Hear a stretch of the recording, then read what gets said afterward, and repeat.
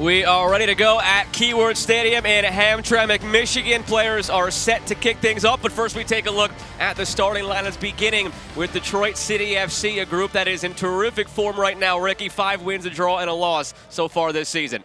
And it's going to be a 4-2-3-1, the way that Detroit City is going to set up. You're looking at Jope, you're looking at Murphy, the two lying midfielders to dictate tempo, but it all comes down to that front four.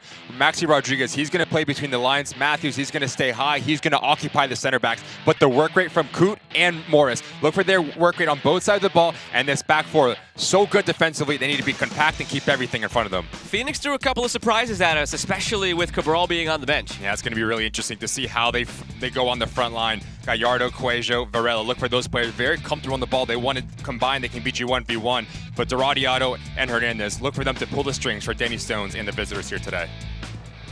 Here's Detroit City FC in their white and gold with the rouge shorts from left to right, and it's Phoenix in the red and yellow from right to left.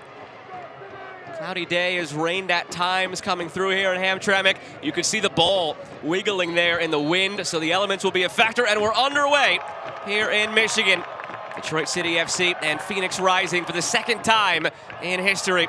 It was a 5-0 thrashing in Phoenix's favor when they met in the desert last year. Detroit City FC no doubt looking for revenge. Glad to have you with us on CBS Sports with Ricky Lopez-Espin. I'm Joe Malfa. It's Ben Morris feeding it through early to Matthews. Rodriguez slips it back through looking for Matthews, and it's gobbled up by Rios Novo. It's a good action to start this game for Detroit City. We talked about Maxi Rodriguez, how special of a player that he can be for Danny Dichio, the way that he moves and the spaces that he picks up, the fluidity that this home side wants to start with. Putting a lot of pressure early on in this Phoenix Rising back line. Couldn't tell there if Rodriguez was going for that pass to Matthews and hit it wrong or if he was going for a goal. He split the difference and it ended up as a non-factor, but you could see Matthews was screaming for it as he was shrieking in.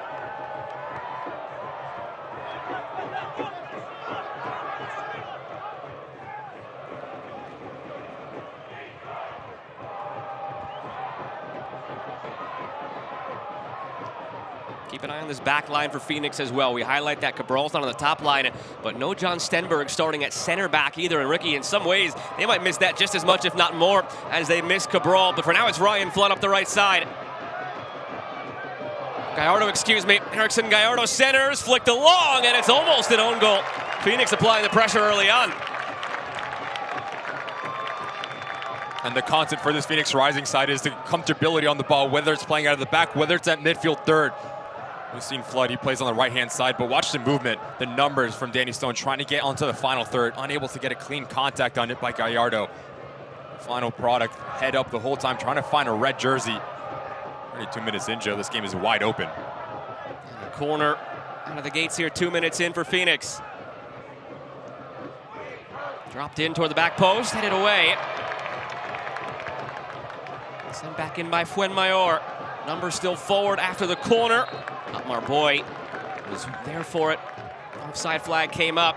So it's this back three for Phoenix. Fuenmayor, Pop Marboy, Lawrence White, more than capable, but John Stenberg was that steadying presence. Once he came in last August, if you remember back to last season, he had joined before the season, was loaned back to Sweden in March because of some visa issues, so he could still get playing time, and then rejoined in August. From that point on, the back line was stable for Phoenix. It has been this year, but he rotates out to the bench today as well. Yeah, it's going to be interesting to see how comfortable this back line can be. I just talked about their ball-playing ability. It's something that Danny Dichio is extremely aware about. So yes, if you want to press higher, if you're Detroit City, you have to be compact in your structure. You don't want to have that front three just go, and then there's gaps between the lines. We'll talk about Danny Stone, the fluidity and the trust that he has in his players. Ryan Flood playing as a number 9. Look for him to be that front man and make those runs and testing the shape of Detroit City. Yeah, I mentioned before that it was Flood taking it up the right wing instead of Gallardo. It fooled me too. I mean, we've seen Flood in years past. Remember, he just rejoined Phoenix this year after a year spent in Ireland. But in his time, Ryan Flood with Phoenix back in 2021, 2022, he was exclusively used as a wing back or a winger. To have him in the 9 and Cabral rotate the bench and Gallardo out wide, it shows you that Stone has something cooked up here. And he mentioned he would, knowing that it's the third game in 8 days. You have to dig deep. You have to find a way, especially in a tough environment, trying to catch Detroit City off guard.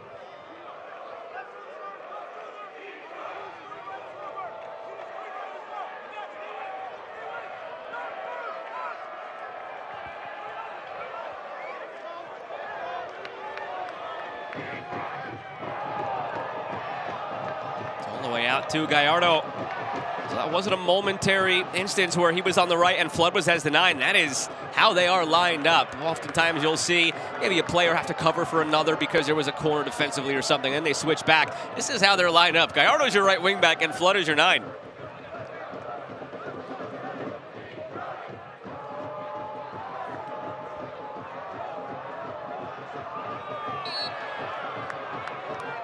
Now goes against Julio Doradiotto.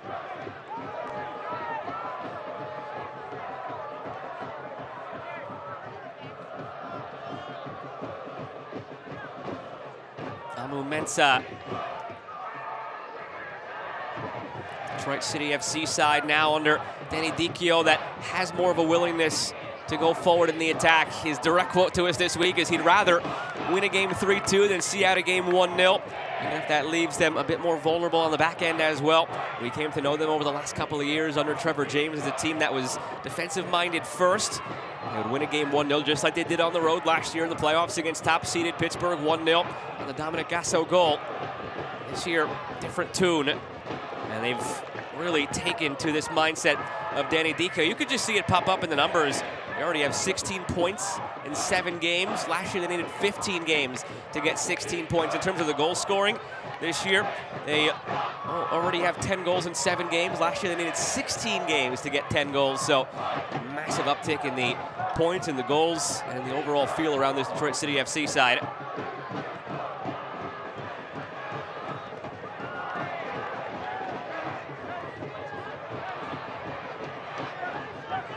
Away to Torres. Chased down by Abdoulaye Diop. The double pivot. The 2 defensive midfielders for both of these teams. Something to keep an eye on between Diop and Murphy next to each other there on your screen. Number 6 and number 8 for Detroit City. And on the flip side, the same thing, number 6 and number 8. Doradiotto and Hernandez for Phoenix. That's where this game is controlled by either side. Who's going to impose their identity on the opposition. But talking about this Detroit City side, you have Diop, you have Murphy. As they do a lot of the defensive work, that gives Maxi Rodriguez the ability to get higher, just fill in those gaps. A player that Danny Dicchio rates higher, extremely high in USL Championships, that he can be an all-league player. I just want him higher up the field, closer to goal. 3 goals, 2 assists on the season. How comfortable can he get into this game? Because he's shown that he can be a game changer. Bear in mind, those of you watching at home, you see that faint yellow line there on the near side. That is not the throw-in line. That is the white line we're playing down on this side. Fence line kind of covers it a bit. That's the nature of Keyworth Stadium. You are right on top of the action here as a supporter. Danny Stone said he was actually excited about this challenge and the Cauldron Lake atmosphere. And in a way, for a group that is playing its 3rd match in 8 days, both of these teams are. 3rd match in 8 days. Phoenix, in particular, has been on the road since Tuesday when they traveled out to North Carolina for their Open Cup game. They went straight from there to Detroit City. Having this crowd, yes, it's a hostile environment on the road, but it helps you in terms of your energy for a team that might be lacking for it. For all the travel, over 3,000 miles of it, 3rd game in 8 days, they're embracing this road atmosphere to help push them along as well. He said these are the games that these players want to play in. Hostile environment. You have to let your football do the talking. And how do you settle into this game 8 minutes in? Phoenix Rising has seemed very comfortable about anything that Detroit City is throwing at them. Here's Maxi Rodriguez. They go as he goes. That's Sheldon. There's the early ball. Sheldon, each of the last few years, has been among the league leaders and certainly his team leaders in crosses and chances created, be it in his brief time at Hartford or Charleston or his lengthier stay at Tulsa. Notorious for being a creative player down the right wing. We've seen it just a few games into his Detroit City tenure.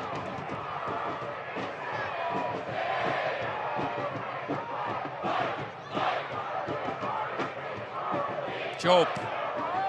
Murphy sneaks it through, touchdown by Rodriguez, going for goal, it's Morris, and it's in! Ben Morris, a thing of beauty! Detroit City's ahead!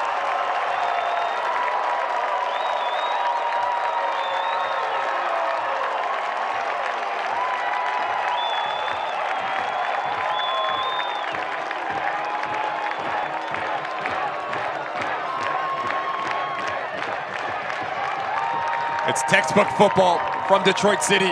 Just watch this ball from Murphy. How many red jerseys he takes out? About 5 of them. And then it's the off-the-ball movement. As Maxi Rodriguez, he brings in Fuenmayor. It's the understanding that Morris is going to have a pocket of space, but take nothing away from the quality, the utter brilliance to let this thing drop and just watch his follow through up and over the ball to get that dip and catch Rios Novo off his line.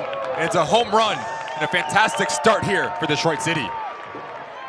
To be fair, his first touch was horrendous. It came off his knee, and it should not have ended up where it did, but he made the most of it. He adjusted on the fly, and he delivers what is going to go down possibly as the goal of the week in USL Championship. As soon as it came off his knee, I thought the play was dead. He jumped right to it. Second goal of the season. Had 8 last year. A player who Detroit City knows they can get a lot out of when healthy, and that's always been the key for Ben Morris. It's when healthy. Spent a lot of his early portion of his career at Ipswich Town and on loan to a couple of other clubs, whether it was in Sweden or lower divisions of England. But last year, or excuse me, 2022 was his first professional season in which he played more than 4 games. I'll say that again. 2022 was his first professional season in which he played more than 4 games. That's how injuries have really just perturbed the early portion of his career, still just 24 years of age. Last year he got 30 starts, he scored 7 goals. And this year he's got 2 goals in 8 games.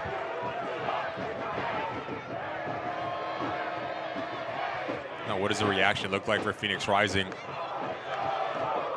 Just talked about how quickly they settled into this game. You can see a goal like that. Fantastic football from the home side. So Danny Stone, you're going to looking at the players in the center of the park. Radiato and Hernandez, look for them to settle this thing down, get the confidence within the side once again.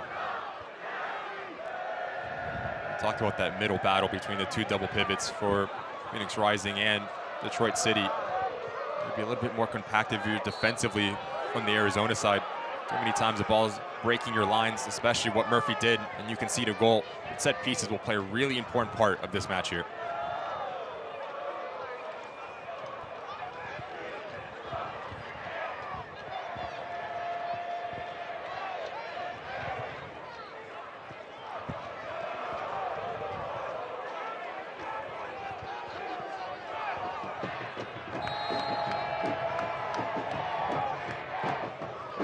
Free kick whipped in dangerously by Varela, dealt with well by Detroit City. Hernandez, a secondary ball. Volley from distance here, trying to match what Morris did. That would have been a way to start, huh? You got Lawrence White stepping up, not a noted goal scorer, but struck it well. Did well with the initial ball, but the secondary ball that can really hurt teams. He hits it really well. Should follow through as well. High eyes on the ball the whole way, shoulders over it. Just goes up and over the crossbar.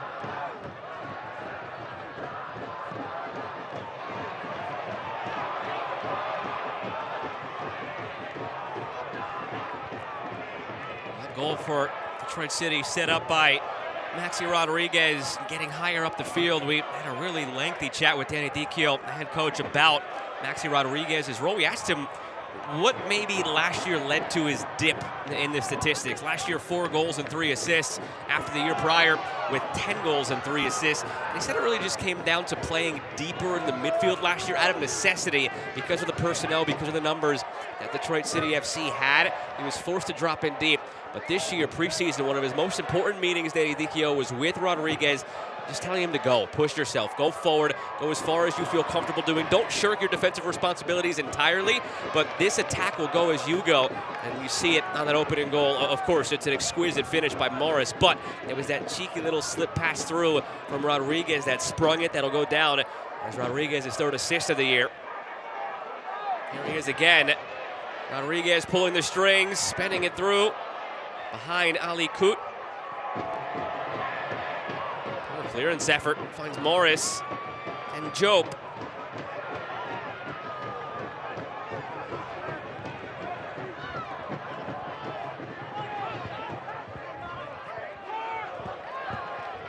And once again, Joe, it's that pocket of space that I'm talking about, right off the shoulder of Hernandez and Doratiotto.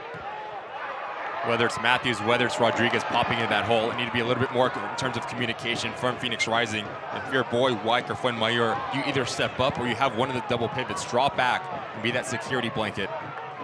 That's the way that you concede this goal. It's a movement higher ahead of the ball from Rodriguez, and let me see the finish from Morris.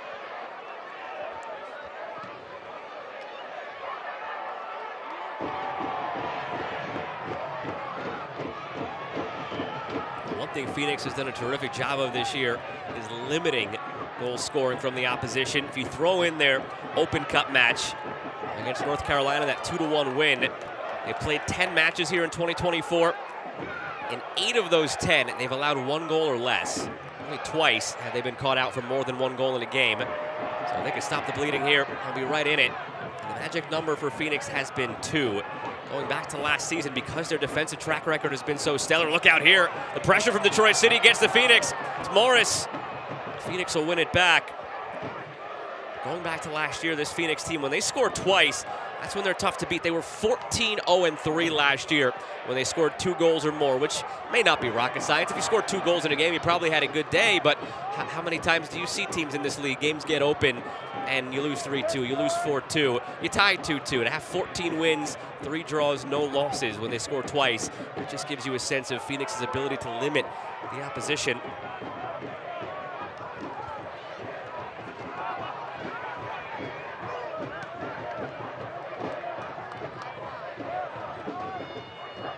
Steinwasser playing out of the back. Varela lost it to Sheldon. Phoenix hasn't looked themselves in the attacking half through 15 minutes. Morris springs it through. What a ball. Coot just left it behind. Rodriguez battles to win it back. Detroit City goes again. Matthews.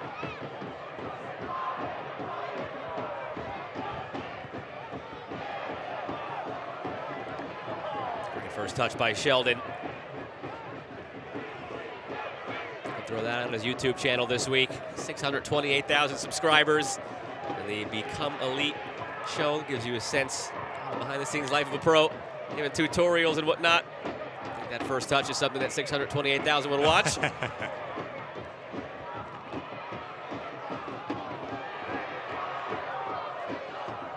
Just see the lack of options going forward for Phoenix Rising. It's been a bit difficult after you concede this goal for Danny Stone to get any sort of rhythm.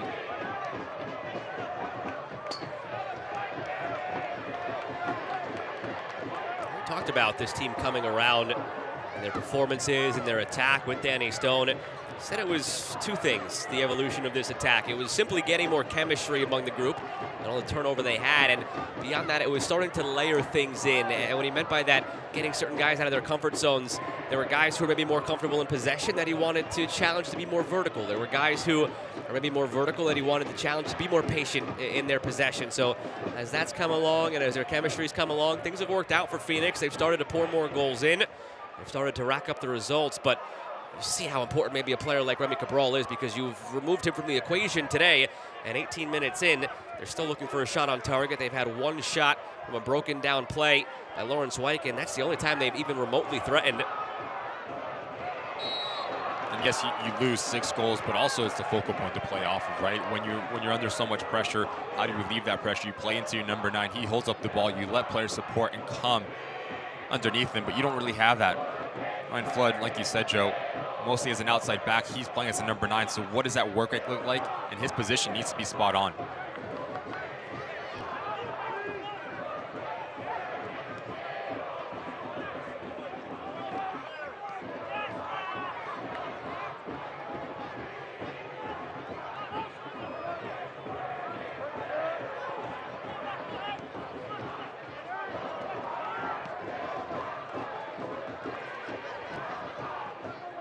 Mensah.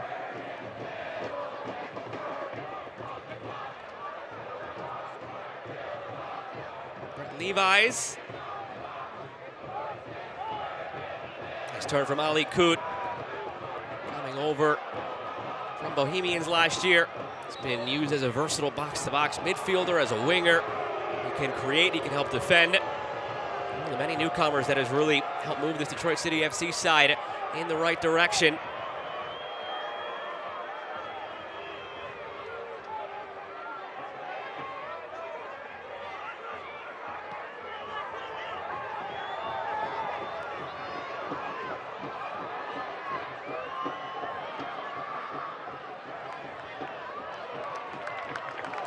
We welcome those of you tuning into CBS Sports Network for this one between Detroit City FC and Phoenix Rising. Happy to have you with us this afternoon from Keyworth Stadium. Along with Ricky Lopez-Espin, I'm Joe Malfa.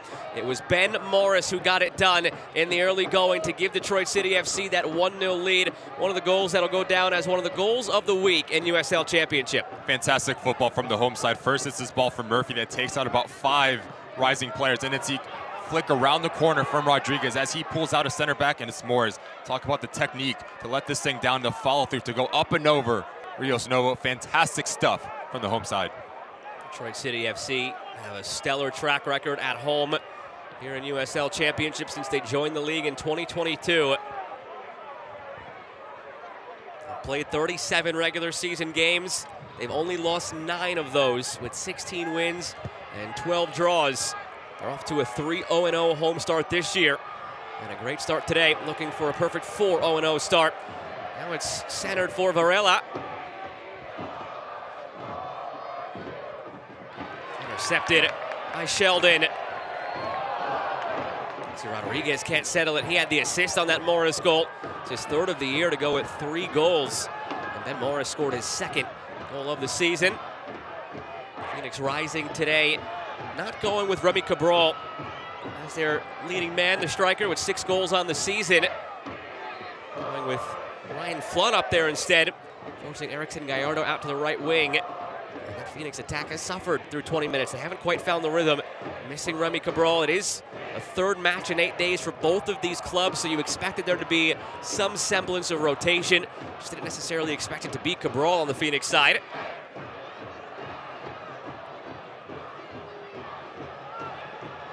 Split through for Rodriguez once again.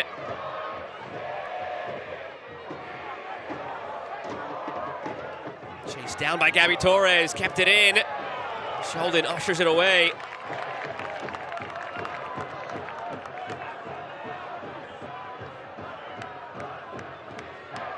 Gabby Torres with all the roster rotation over the last couple of seasons for Phoenix Rising after Juan Guerra took the reins last year, led them to a title.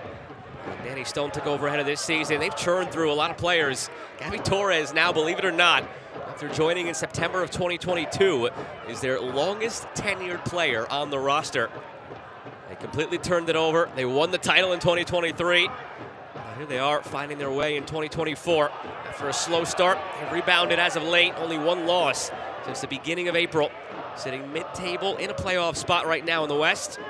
Detroit City in the top of the table in the East. When they met last year, it was a 5-0 thrashing for Phoenix that you know is on the mind of this Detroit City FC side.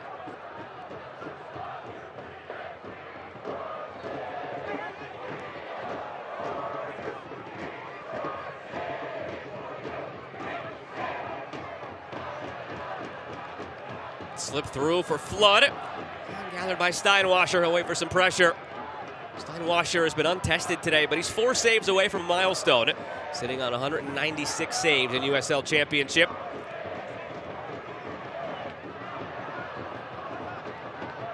Abdoulaye Diop. Lefty turn from Brett Levi's. Beyond Gallardo into space. Ali Koot. James Murphy.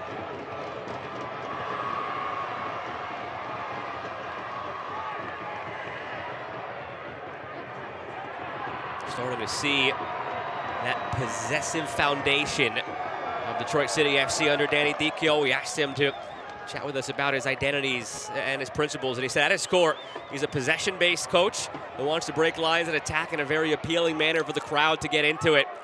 Rather win a game 3-2 than see one out 0-0 or 1-0, even if it means conceding a bit more.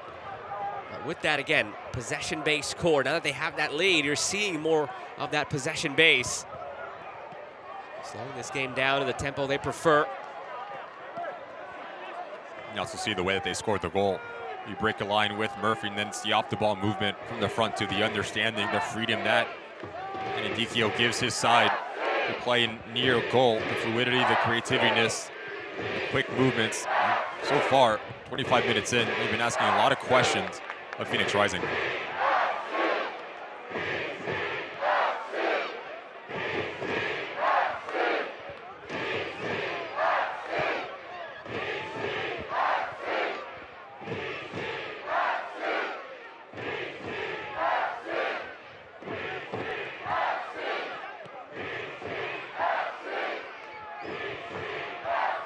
One of the most raucous environments in the league.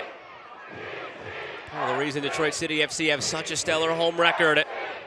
He took it to late night this week with actor John Glazer having some fun. A little taunt toward the Houston Dynamo after Detroit City FC's victory in Open Cup, as dramatic as it was. They were down 2-0 on the road against the reigning Open Cup champs. Came back, tied it at 2.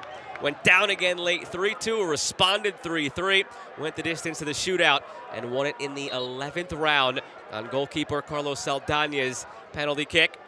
And Ben Morris didn't need a penalty to open the scoring today. It was a terrific volley from distance in the early going that put them up 1-0. Already one goal in the season, but just watch the movement ahead of the ball as the center back steps for Phoenix Rising, and notice the way that he hits it. Upward. That gives it that dip to go up and over Rios Nova. The technical ability and the utter brilliance and the audacity from Ben Morris. Fantastic stuff once again from the home side.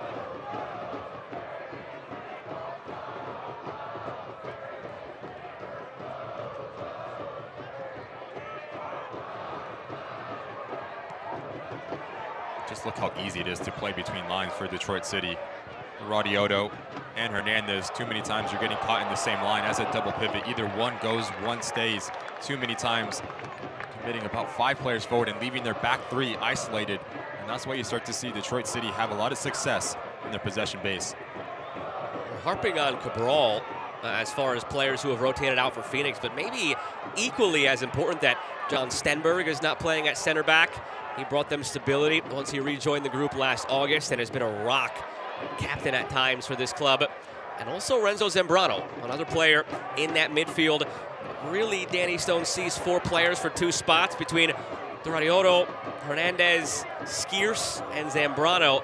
If you were to pick 2 on a given day, it's probably Doradiotto and Zambrano. So you're mixing with the chemistry a little bit, bringing Zambrano off, who had started all 9 games previously. It had typically been that Doradiotto spot that had rotated out between Hernandez or Skierce. So the spine of your team, your center back, your main defensive midfielder, your striker, all out of the 11, all on the bench for Phoenix. Now, Danny Stone doesn't see it as necessarily a case of your starters are better than your backups and your best 11 have to start every game. He knows there are certain times where you need that spark off the bench, and it's better to bring a guy in off the bench than start him. So maybe that's part of the equation today. 3rd match in 8 days. Give those guys some rest, see how things go. Look to bring them off the bench and make an impact early second half. But in the meantime, it's up to the rest of the group to step up. And so far, we haven't really seen that from this Phoenix side. They've gone down 1-0, and they haven't threatened. Still no shots on target, only 1 shot overall. Haven't seen much of the ball, haven't seen much of the territory nearly a half an hour in. It's been all one-way traffic for the home side. When you talk about Zambrano, we had a chat with Danny Dicchio, the head coach of Detroit City. He says Zambrano's one of, if not the best center midfielder in all of USL Championship. So you take him out of the lineup, now the balance is all off.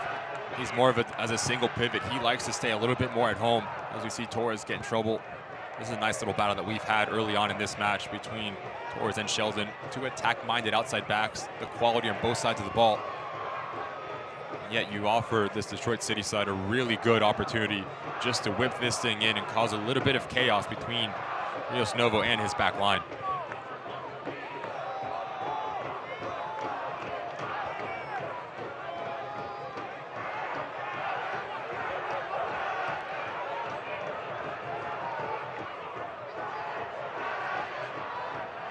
Assistant referee trying to warn the Phoenix bench about making sure they're staying in their appropriate areas. That's the delay in this free kick. It'll be the in-swinger from Levi's. Doesn't get past Flood.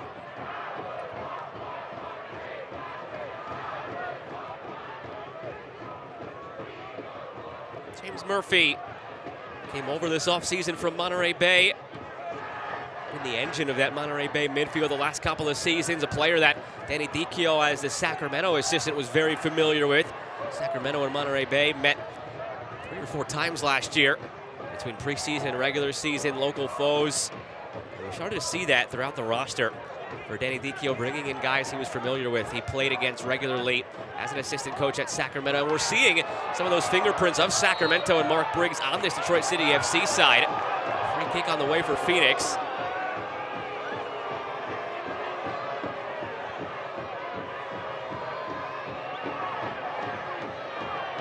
Not the best ball here from Jope as he plays it horizontally.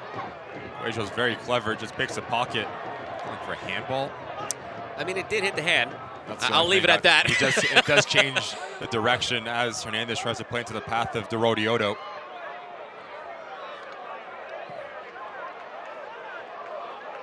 So in the end, it's a good call from our referee.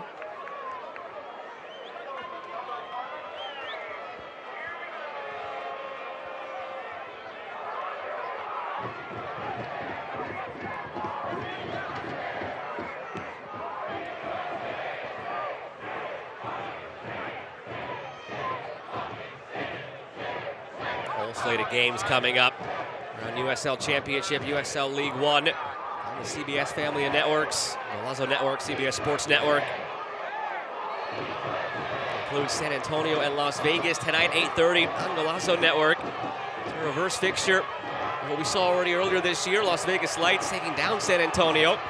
San Antonio side we're used to seeing at the top of the table in the Western Conference, struggling to find their way. It's an interesting Western Conference right now. At middle of the pack, featuring a team like Phoenix, here your reigning champs, and a team like San Antonio, who are in the thick of it every year. You know those teams come summer going to hit their stride, and it's going to be a battle at the top of the Western Conference table, where right now Sacramento sits above the rest, still unbeaten.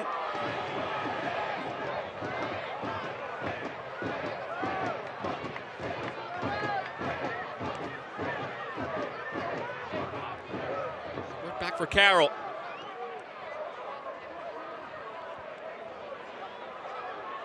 Carroll has been a regular at Detroit City FC since all the way back in 2017, once he wrapped up his college days. Started playing with them at the time when they were still an amateur side, rose through the ranks to NISA and the USL Championship. Same goes for the goalkeeper, Nate Steinwasser. There's been a few pillars for this club that have been there from the start. Jope, Murphy.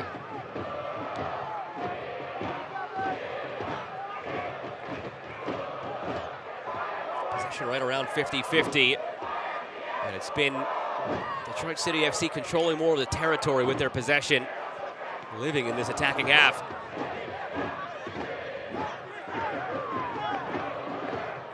Just look at the center of your screen, whether it's Rodioto and Hernandez. Look how close they are in terms of their proximity. Yes, you want to be connective, but also you need to be able to cover ground. Too many times, it's players that are playing between the lines. This ball goes into Matthews, and it's a 2v1 going back the other way. That's been a point of emphasis for Detroit City. How do you break lines with your passing? And for Phoenix Rising, be a little bit more on the same page and more compact, whether it's a center back that step up or the 2 center midfielders that drop off, but too many times you're getting played through.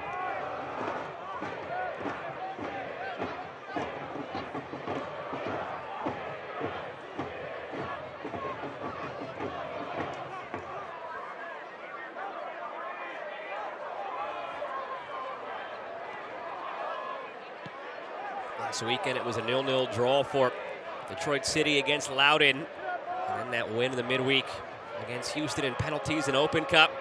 Phoenix a draw last weekend against Sacramento, and that win in Open Cup against North Carolina.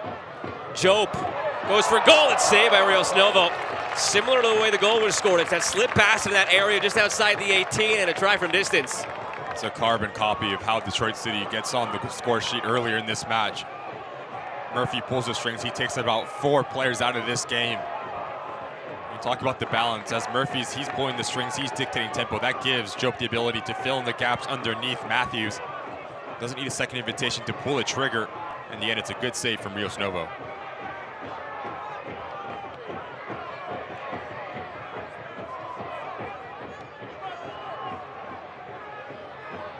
Barrios Novo so comfortable playing with his feet out of the back.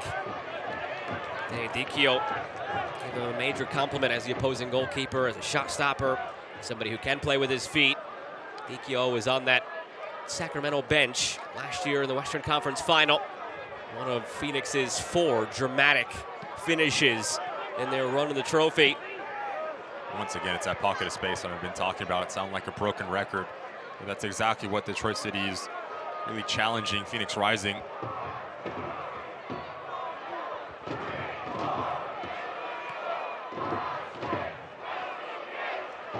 Coot out wide for Levi's. 10 to go in this first half. Sheldon takes the space inward. Jope.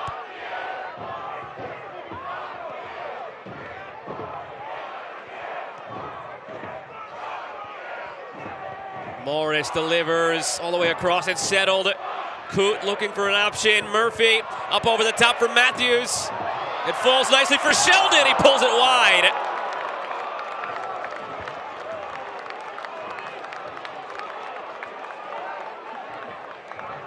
With Danny Dicchio, you have to be very pleased with. Just watch the numbers in white jerseys getting involved in that final third. It's an uh-oh clearance from Gallardo, never back across where it came from, but if you're Sheldon, you need to hit this first time. Right here is when you pull the trigger. As you take a touchdown, Boyd comes across and he throws you off just enough as you pull it wide. Sheldon has been a chance creator his whole career in USL Championship, not necessarily a vaunted goal scorer, only 3 in his lengthy USL Championship career going back to 2016. More of the assist man, so uncharted territory there for him. Have to cut him some slack.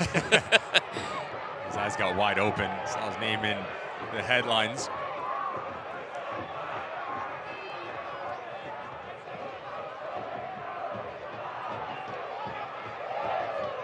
Almost had trouble dealing with the bounce there off the turf. Not used to this surface, Phoenix. But now in some space, it's Gallardo looking for Flood back post. Ryan Flood, it's saved by Steinwasser. Might have actually been Carroll to get a foot to it. Danger not cleared yet, and now it is. Tandem defending there from the back line, and the goalkeeper.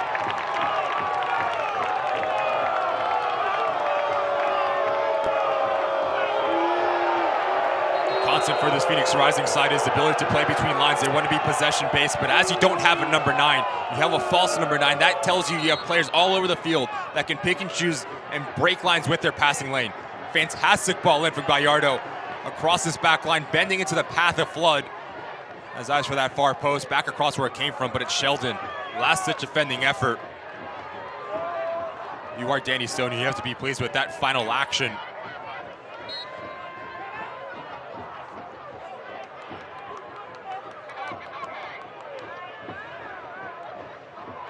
Yellow card for Maxi Rodriguez in the aftermath.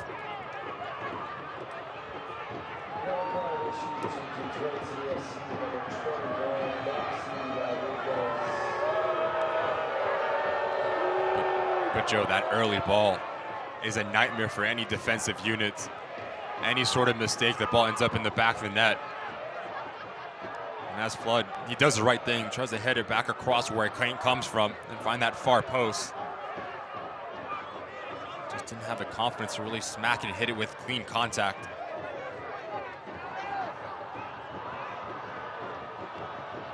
That was the best motion of the day, though, so far for Phoenix. Coming down that right side through Gallardo.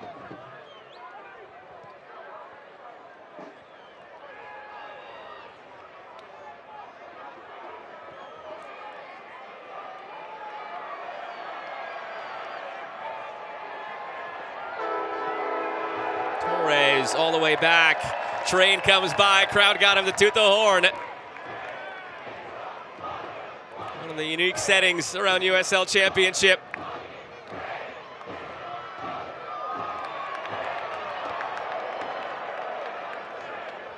And as you have Gallardo playing as that wingback, he gives you the ability to be direct and vertical with his runs. So look for him to stay high and wide and put a lot of pressure on Levi's. He needs to make a decision. Does he stay compact with his back three? Does he go out and face Gallardo? That's something that Danny Stone really wants, to provide the width throughout his wingbacks. Fuenmayor slicing it that way. Headed clear by Levi's.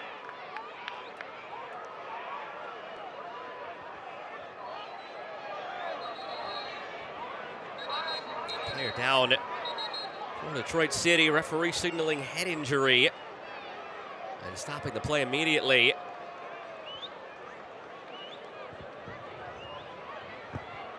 5 minutes to go plus stoppage time here in this first half. No concern now is Levi's.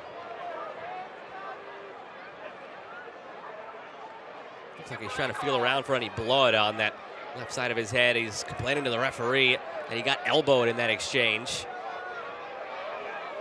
VAR not present, so nothing that we could go back and look at, but Levi's certainly unhappy.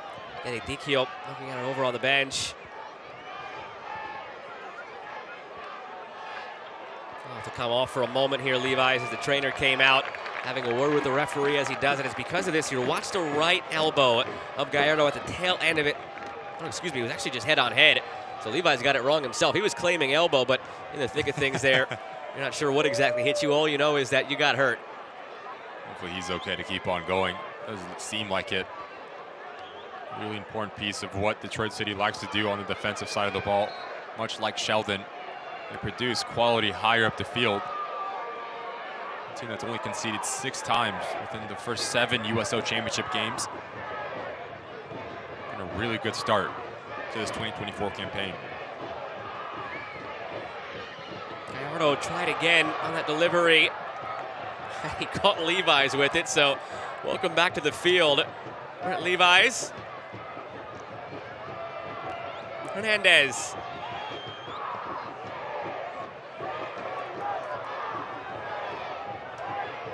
It's interesting, the fingerprints of Juan Guerra, the head coach of this Phoenix team when they won the title last year, still very much on this team. A handful of players that he went out and brought because he dealt with them in the past. Fuenmayor, Hernandez, guys like that who he played with and coached either in Venezuela or in Oakland. Came over from Oakland to Phoenix. You go to the bench, there's a couple of those guys as well. Juan Azocar, Eduardo Rito, among others. So you got Danny Stone who takes over, has his fingerprints on this team, but still Juan's fingerprints on this team, and he made it work in this period of change while still winning a title. You look at the history of Phoenix Rising and all the great years they've had, probably would have never guessed that last year would be the year that they go on and win the whole thing. But a deserved star above the crest, and now a deserved corner for Cuejo, as this Phoenix attack is starting to click now in the late stages of this first half. Taking a while to get here, but they've arrived. Cuejo. A couple of red jerseys had a chance at it. Wyke goes back. Fuenmayor. And across towards Steinwasser. A very close call. He did get a touch to it as he tried to end up hanging on the crossbar. A little touch. Cuejo looking for a ball. Wanted to play quickly. Won't be able to. Couldn't find one, but another chance now for Phoenix on a set piece. Last couple of minutes, we've seen Fuenmayor, his passing range and his technical ability. It's a really good run from Cuejo. He loops himself to keep himself onside. And how early he jumps, he beats Levi's to it. That's some questions of Steinwasser. Cuejo, good delivery, met by Matthews. Detroit City holding strong on each of those corners. Now it's Hernandez. Cutting it back, looking for Gallardo. Matthews plays out of the danger to Rodriguez, who wants to go, has his head up, sends it long. They had a 2v1 if the pass was reined in.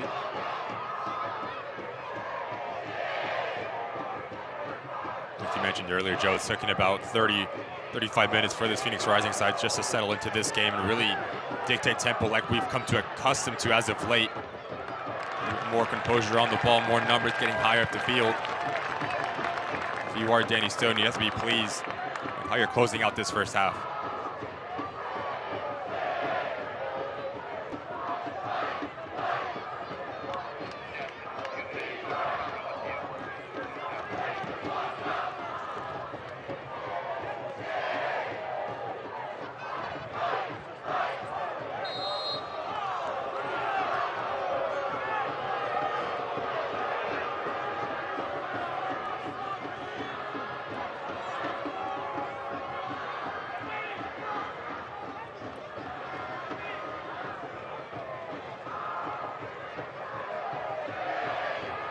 This will be another Phoenix free kick here. closing moments of this half. Starting to find more time in the attacking half, starting to earn more set pieces. Haven't turned one into a goal yet. Quajo, right at Steinwasser. He had been cheating off his goal line toward that back post. And I guess he had the answers to the test. It was right on target for him.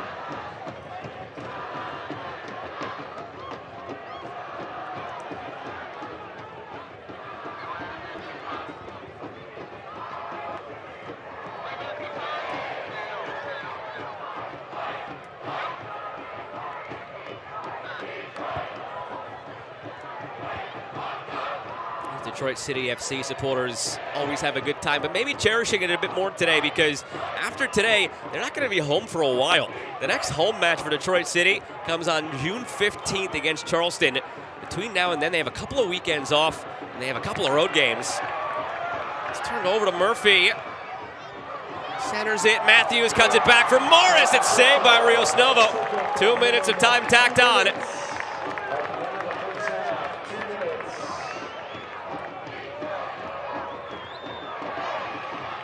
Quajo.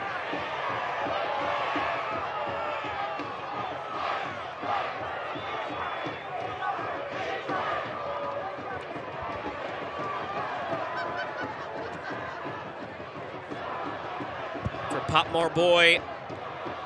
Big signing this offseason for Phoenix. Declined the Generation Adidas contract to go to the MLS draft to sign with Phoenix. Flood sends this over the top. Flipped along by Levi's. Gallardo delivers again. Amumensa gets in the way and clears.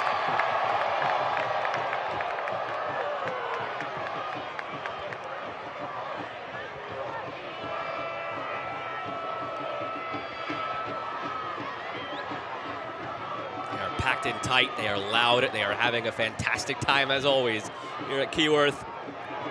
Northern Guard supporters treated to that early goal by Ben Morris.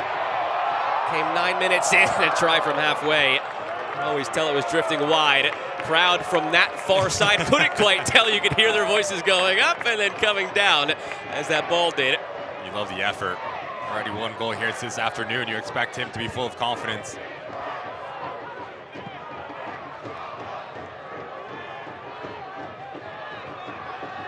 For those who might have joined late, it is a windy day. Rain had been coming through. Corner flags had been whipping. They even had trouble with the kickoff. The ball was rattling on the halfway line. To keep it set, get the kickoff going, and just get underway. And it was only 9 minutes after that kickoff that Detroit City FC took the lead. And Ricky, they've been in total control until about 10 minutes ago when Phoenix started to wake up and grow into this game. Get in behind toward Matthews. When Mayor cuts it off, Rios Novo will clear, and that might bring us to the end of this half. It will. A really interesting first half this Detroit City. I do think if you're Danny Dichio, you're going to be probably the happier of the two managers. You were really dictating tempo, playing this game on your own terms. And for Phoenix Rising, Danny Stone, a lot to think about, a lot to really get right and get on the ball a little bit more, get the confidence within the side. It's going to be really interesting this next 45 minutes, and I won't be surprised if we see a sub at halftime.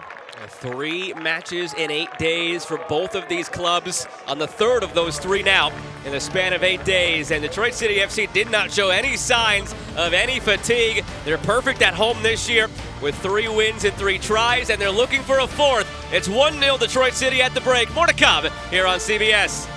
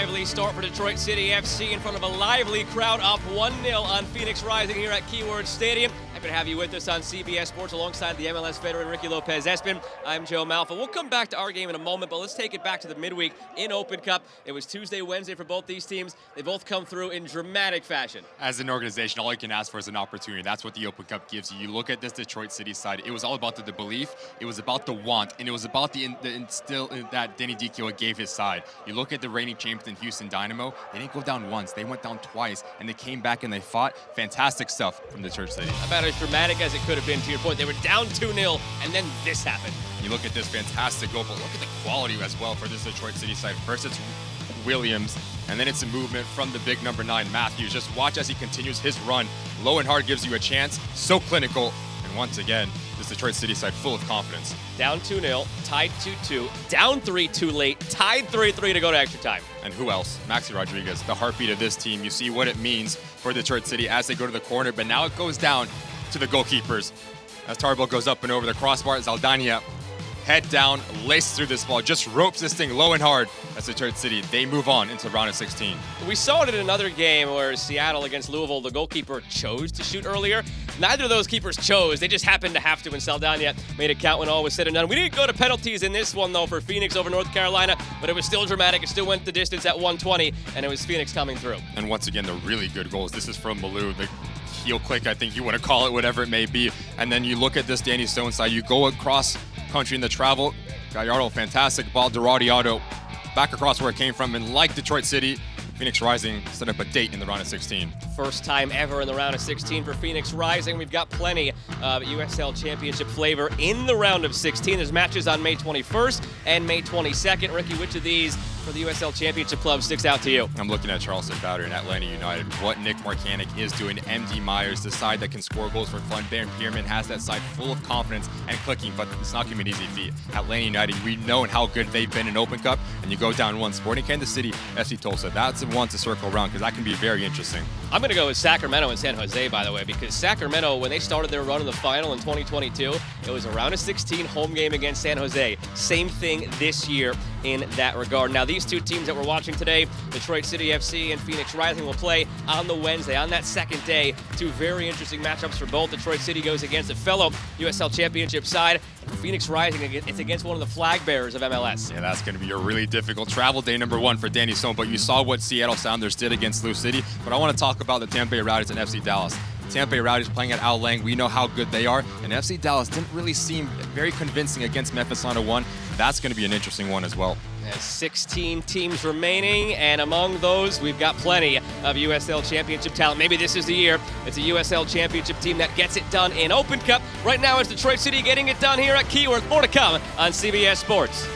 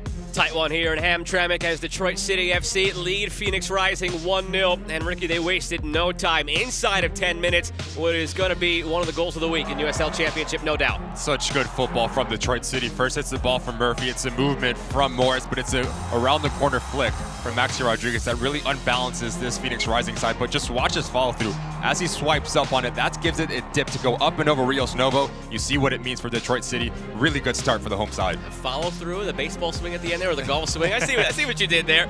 From that point on, they continued to keep control. They didn't have too many more opportunities, but any opportunity that existed was basically Detroit City's until the final 10 minutes of that first half. And not convincing in the back line for Phoenix Rising as Gallardo goes back across where it came from. But this was the best action once again for the Phoenix Rising. You play through, it's the off the ball running, but this ball early across this back line is such a nightmare because if Sheldon goes for it, it can be an uh-oh moment, ends up in the back of the net, but big time save from Steinwasser. Now we're 8 months removed from the first ever meeting between these clubs. A 5-0 win for Phoenix. Detroit City has the chance to get their revenge with 45 to go. Up by 1, second half on the way.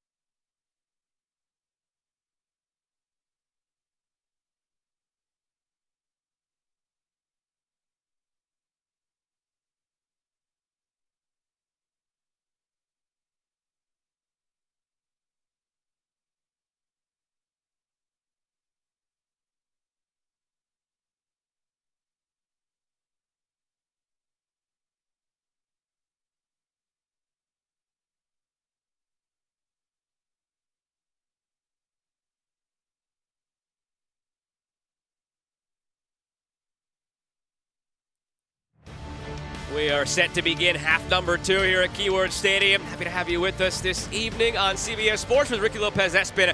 I'm Joe Malfa, and we are about to have this game impacted in a big way. Coming out of the gates here at halftime, Phoenix bringing on Remy Cabral, their big gun, their 6-goal scorer on the year. Did not start today, as they've had 3 matches in 8 days. Cabral rotated out, and they suffered without him in the attack in the first half. Yeah, they didn't have a focal point to play off of, so expect Cabral to stay high and really occupy the center backs. And the service look like into him. What does that look like for Danny Stone? Because his movement in around the 18-yard box is one of, if not the best in all of USL Championship. They're chasing the goal, Phoenix, because of Ben Morris, who got his 2nd of the year. Came 9 minutes in on that brilliant volley outside the 18. Detroit City 5-1-1 on the season. Phoenix 3-4-2. It'll be Phoenix from left to right in the red. Detroit City right to left in the white and gold. Unsure of the hold-up here. Ball is set. Players are set. They were finding the LED board to get Remy Cabral on. The sub now official. He was looking around, waiting over on the sideline. Out there now. 6 goals in 8 games. Sorely missed him in that first half. What will he bring in the second?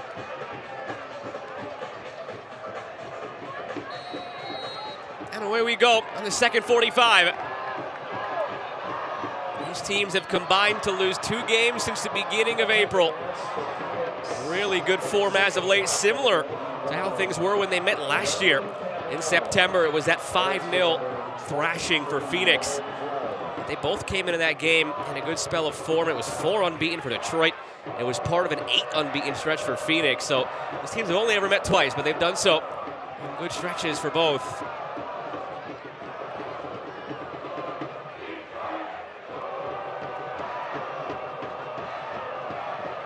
Hernandez works it back to Potmar Boy. He's got the gloves on, you can see. Not used to this weather.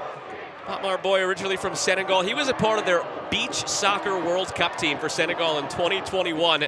They made a surprise run in the semifinal. It's settled by Cabral, looking over. The flag stayed down. He cuts it back. That Detroit City back line thought the flag was coming up, but already a minute in, you could see what Cabral brings to the table. We talked about his movement, the spaces that he picks up as he plays off the shoulder of Amu Mensah and Carroll. Runs the channel, and it's a really good idea to cut this ball back because the back line for Detroit City, they're retreating. You have to give credit to how quickly they recover. And like you said, Joe, a player that was already making his impact felt, something that they missed in the first 45 minutes.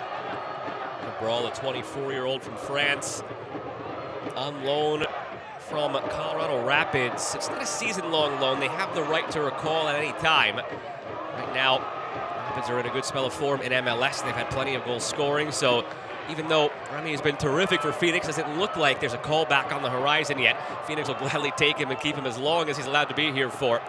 Again, 6 goals in 8 games. Last year, he was the Golden Boot winner, or tied 3 ways at least, in MLS Next Pro.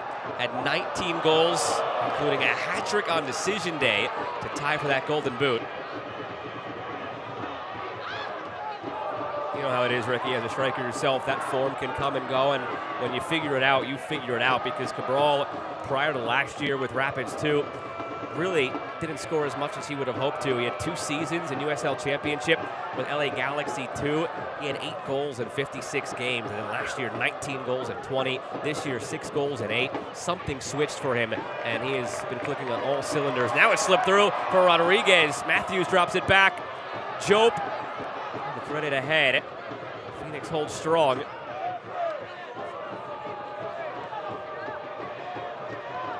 Looking out for Cabral again.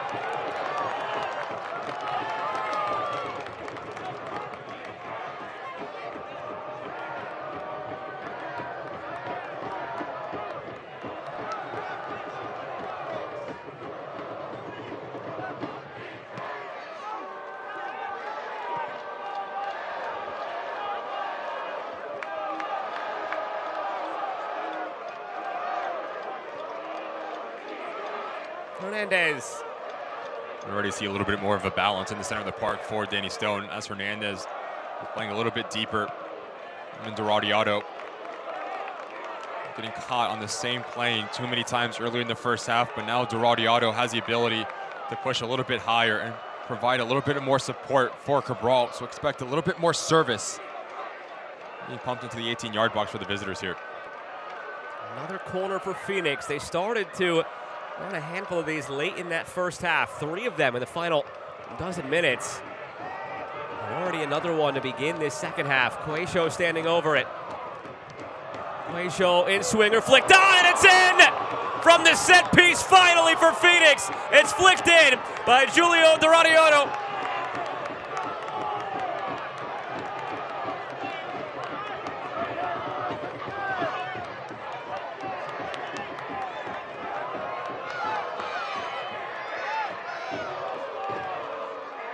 We've talked about how important set pieces can be, especially when you're not creating through the run of play.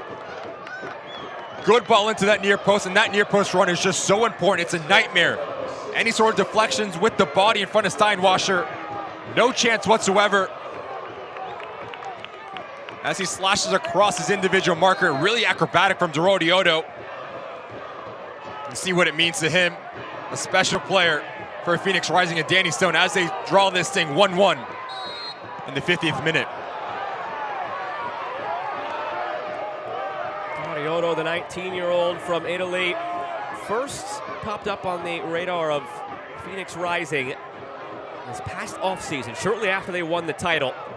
A contingent that included Juan Guerra and Danny Stone visited Turin, visited Juventus training session. They had their eye on Doradiotto, and that was his first inkling of what Phoenix Rising was. And he had an interesting quote when he first joined Phoenix Rising. He was always interested in American culture, in the country, big fan of the NBA and the NFL, and the opportunity presented itself this offseason to sign with a club that he had just been introduced to in this past offseason for Phoenix Rising.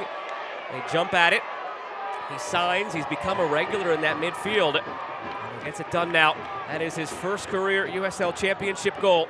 A player who was comfortable slotting in anywhere in the midfield. Had the goal in Open Cup, now has one in league play. And it's Cabral down holding his face.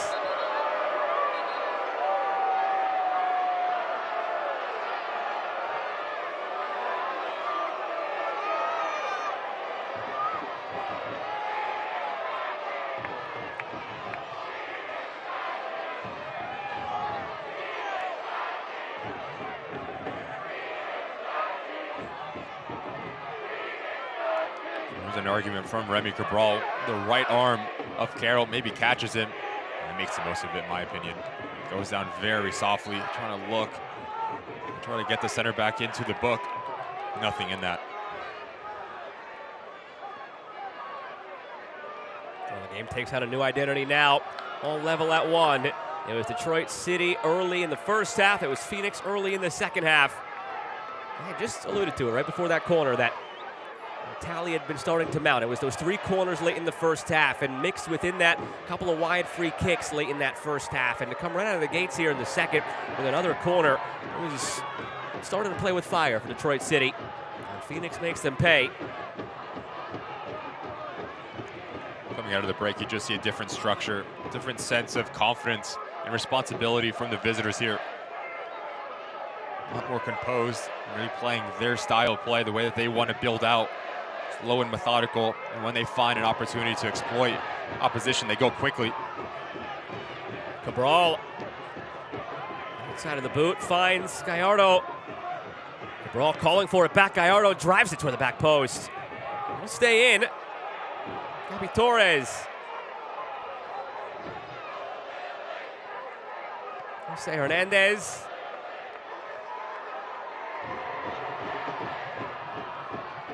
Back for Fuenmayor. 27-year-old in his second season with Phoenix. Fuenmayor made 29 starts last year. Limited at the start of this season. Because of some injuries. This is just his third start of the year, fourth appearance.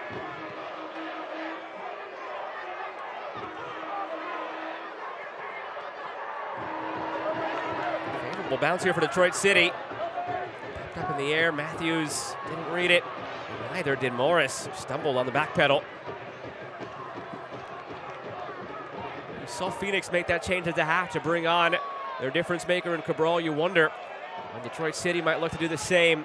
Victor Becerra, their big gun right now, working back from a minor knee surgery. A low knee from Chicago Fire. Has a goal in 3 games for Detroit City.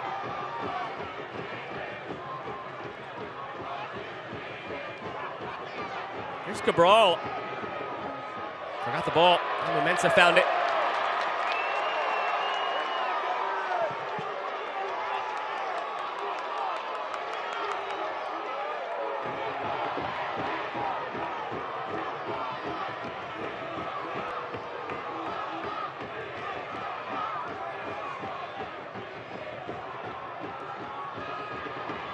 Morris brought down. There's maybe one touch too many by Morris, but he was bailed out by the foul from Torres.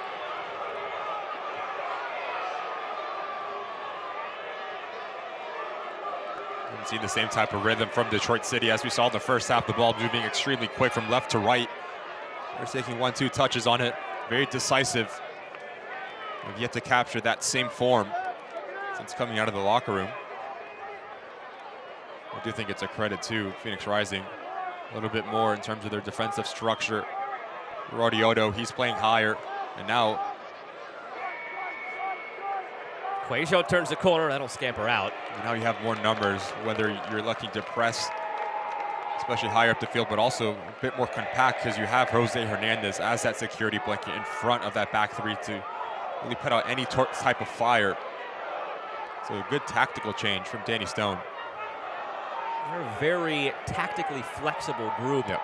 You can see them in a 3-back or a 4-back or a 5-back, and they can structure the midfield in different ways. They can play with 2 strikers or just 1. They're not afraid to switch it up. They have a very deep talent pool on the roster, and within that, versatile players among the deep talent pool. Something that Danny Stone says makes his life difficult, but it's a good problem to have in making some of those decisions. But in games like this, it proves to be a big advantage because you could keep the opposition on its toes, catch them off guard, switch things up. Now it slipped through, and Coot will let it go. And those are moments now that if you are Detroit City, if you do turn this Phoenix Rising side over, how quickly can you get out in transition? Your first look needs to be forward because, yes, this side is tactically flexible than Rising are, but they leave themselves exposed because they like to commit a lot of numbers forward. So if you can break lines with your passing, you're going to have a lot of success. Once we get past the hour mark, that's when it's going to be interesting to keep an eye on the fatigue factor for both of these sides. Remember, both playing a 3rd match in 8 days. Both went 120 in the midweek in Open Cup. The difference was it was a Wednesday game for Phoenix. It was a Tuesday game for Detroit City. But Detroit City does have the extra day of rest, and they do have the added bonus of having been home since Wednesday. Phoenix has been on the road, traveling over 3,000 miles in total since they landed in North Carolina on Tuesday. Going straight to Detroit. They've been here since. So both teams, 3rd match in 8 days, both teams 120 in the midweek. But Detroit hasn't had as much travel. They'll be home in their own beds, and they did play a day later. It's popped over the top toward Coot. Matthews brings it down. Matthews barreling through. Can't settle.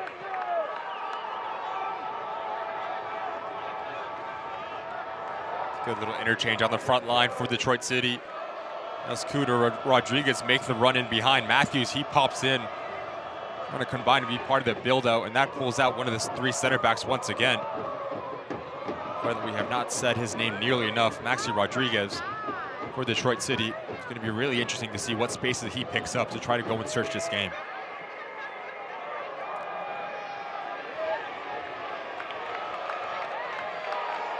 Looks like we're going to get our first couple of changes as well on that Detroit City side.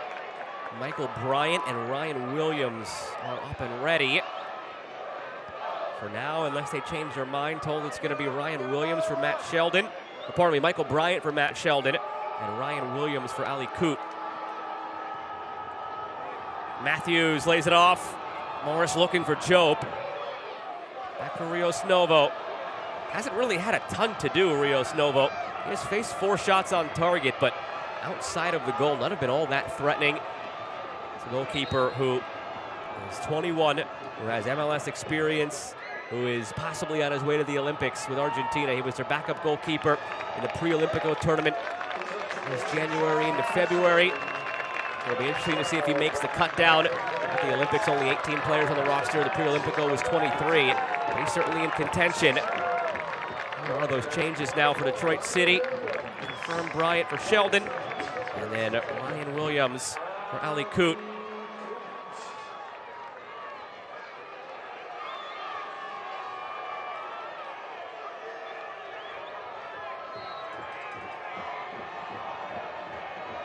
Ryan Williams had that marvelous finish in the Open Cup that ignited Detroit City against Houston in that comeback.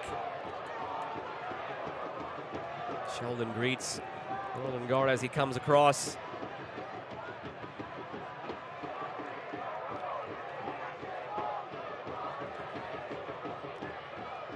And Williams has only played 20 minutes so far this year.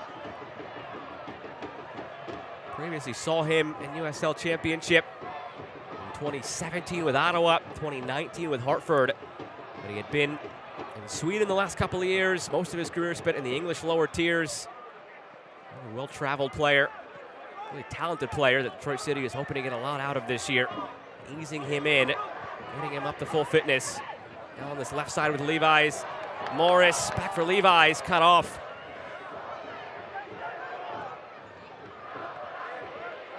And as he's going to sit right next to Murphy in the center of the park, that's going to put Jope up. As at number 10, Maxi Rodriguez will play to the right-hand side, Morris will play on the left, and Matthews will still spearhead the attack for Detroit City. It's Jope. Looking through. Matthews can't get there. Hour gone, half hour remains. Ricky Lopez Espin, I'm Joe Malfa. Happy to have had you with us this afternoon into evening on CBS Sports for Detroit City FC and Phoenix Rising, part of the USL on CBS. There's a goal 9 minutes in for Detroit City by Ben Morris. There was a goal 4 minutes into the second half by Phoenix's Giulio Braniotto. 19-year-old Italian tying it up at 1 off the corner. Been deadlocked here ever since the last dozen minutes. Murphy trying to find Rodriguez, who they haven't really found since the early going.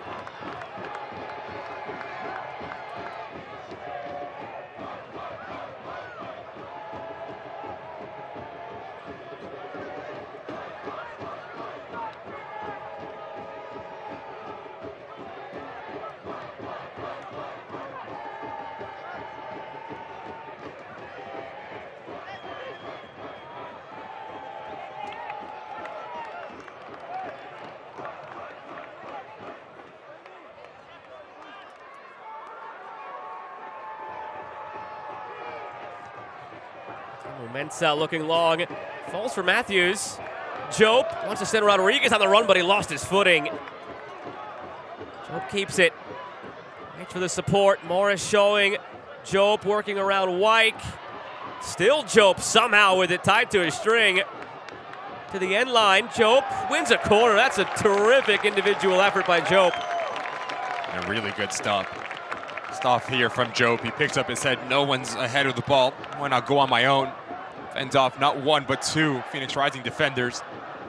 The result of it gives this man, Williams, the ability to whip in a ball in a dangerous area. Right on top of that 6-yard box is going to be the intended target. And do not be surprised if you see any sort of picks for Stephen Carroll.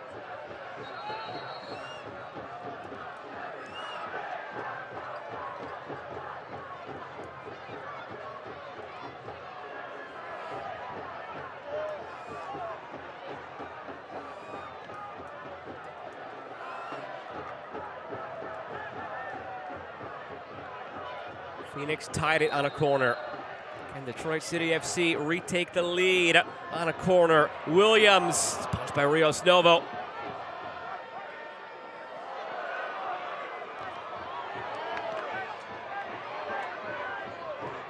Braniotto for Remy Cabral. Torres joining him. Cabral feeds it that way. Torres goes for goal. It's saved by Steinwasser and cleared.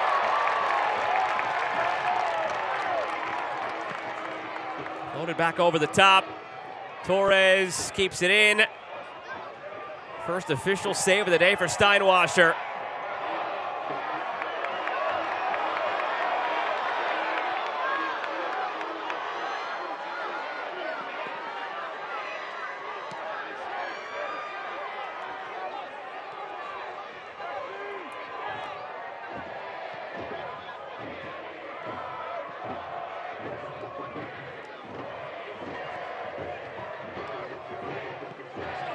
Detroit City responding well to conceding. They wrestled control back, looking more like the side that they were in the first half hour.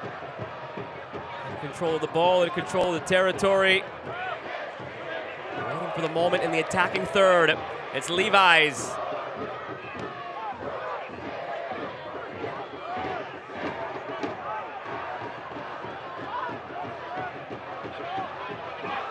Cloudy stepping to Bryant.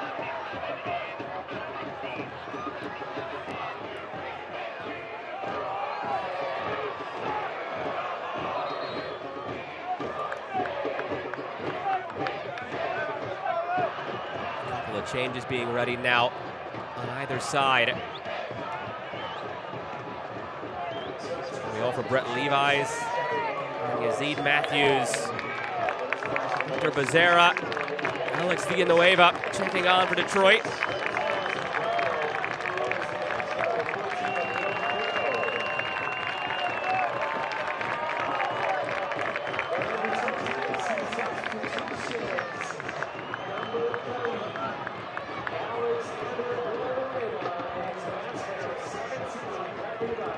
After Becerra, the counter to Remy Cabral. Talented young striker for Detroit City FC. Yazid Matthews didn't get a lot done today in the attack for Detroit City. See what Becerra can bring. Lorenzo Zambrano and Juan Asokar, the two getting ready to come on for Phoenix. Quaisho and Flood. They change it now. It's Quaisho and Torres who come off.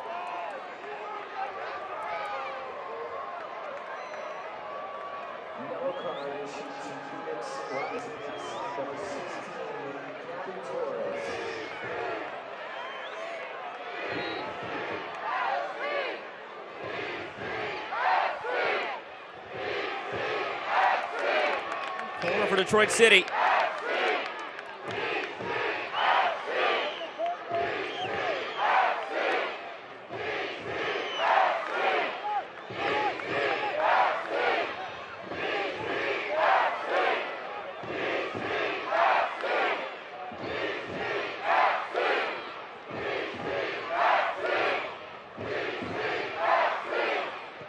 Outswinger from Williams, loose in the box.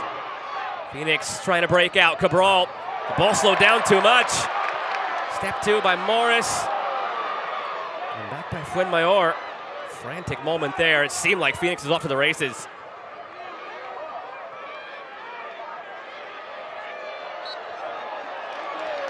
Really good step from Morris, because you see the numbers that Phoenix Rising is trying to commit higher up the field. Transition moments be the detriment. Last-ditch defending effort. Position to perfection from the goal scorer for Detroit City. Flicked on for Murphy. Looking for Becerra. Instead it's gobbled up by Rios Novo.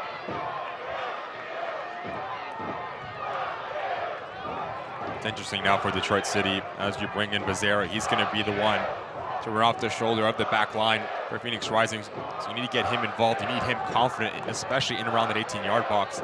But also as Jope and Rodriguez will play underneath him, you have Murphy and Williams. Look for them to really be that deep-lying playmakers and really that security blanket to put out any sort of flat fire and do a lot of the defensive work. So players higher up the field can have the ability to express themselves and really try to get that second goal for Danny Dicchio. Becerra came on loan from Chicago on March 19th. Did not debut until April 16th for Detroit City because he had a knee scope done and was recovering from that. Chatting with Danny Dicchio. It's just a matter of getting him up to full fitness now. Still, not that there's any issue with the knee. It's just a matter of getting up to speed. He didn't really have a preseason. Had to get back into full fitness. He's not quite 90 minutes fit yet. But it's a special player in the eyes of Danny Dicchio. Think about Dicchio's background in the academy as a coach of Toronto FC. While he was in that Toronto FC academy as a coach, a young Victor Becerra, age of 14 and 15, was coming up through the ranks for Chicago Fire, and that's when he first popped up on Coach Dicchio's radar. All these years later, gets to bring him in on loan to Detroit City. So there are few in this league who, given the time in the box, can finish the way he can. And they're excited what he can become once he is fully healthy as this season goes along. Season-long loan from Chicago. And I know they have him the rest of the way. On the other side of that for Phoenix Rising, it does seem like Danny Stone has gone into a 3-5-2 formation-wise. So you have Fernandez and Zambrano as the two defensive midfielders. The Radiota will play ahead of them, and then it's Varela and Cabral higher up the field. Asokar and Gallardo, the wing backs. It tells you that Danny Stone thinks there is something for the taking here for Phoenix Rising, trying to get the go-ahead goal as we approach the 70-minute mark.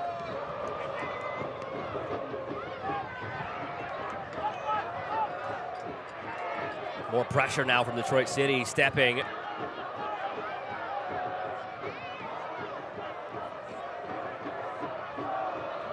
Danny Dichio has just instilled a belief in this group that they can go toe-to-toe with anybody in the league.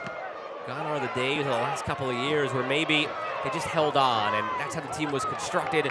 They didn't have the numbers. They had to be more defensive-minded. This is a team that can go toe-to-toe, put it on the deck and play.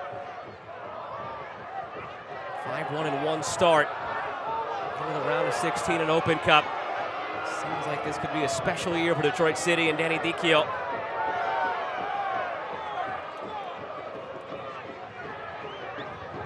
Pressuring Hernandez, back for Rios Novo.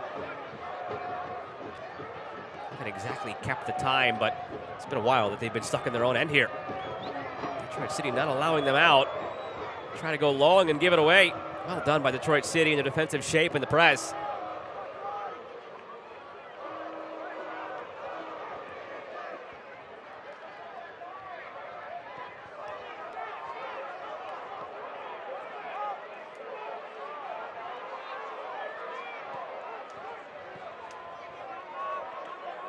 Mensah.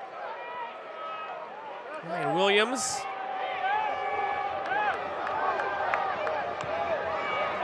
Williams carves it long into the path of Morris, picks up his head, surveys the landscape.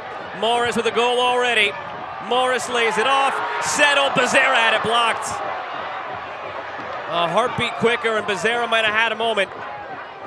Now it's the other way for Cabral.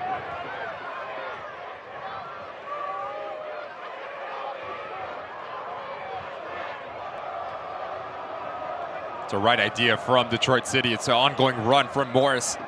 Really challenging White here. Like you said, Joe, a bit quicker from Becerra. Let's open up his hips, but give credit to Fuenmayor. He comes off his line extremely quick. The ability to read the game as a center back is so important. He does just that. Slip through for Cabral. Flag might have been coming up. Couldn't get a first touch on it anyway. Still one sub remaining for Detroit City, 2 subs remaining for Phoenix.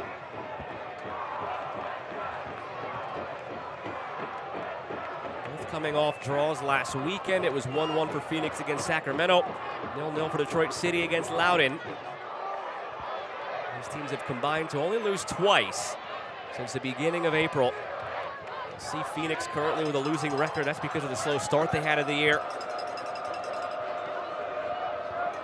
Really difficult, though, for a team like Phoenix to play as long as they did last year. Obviously going to the final, winning it all. Shortened offseason because of it. Coaching change in the offseason. Players have turned over. Slow start was understandable. Now it's Asokar. Need some help. Asokar blocked. After that slow start, they've completely come out of their funk now, Phoenix.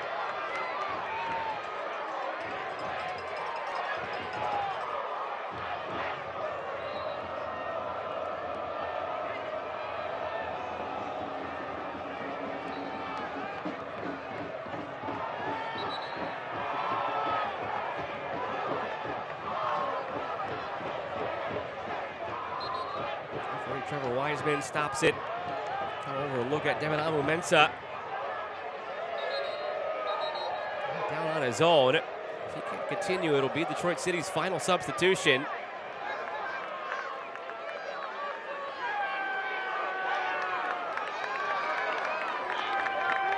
Feeling like that left hamstring.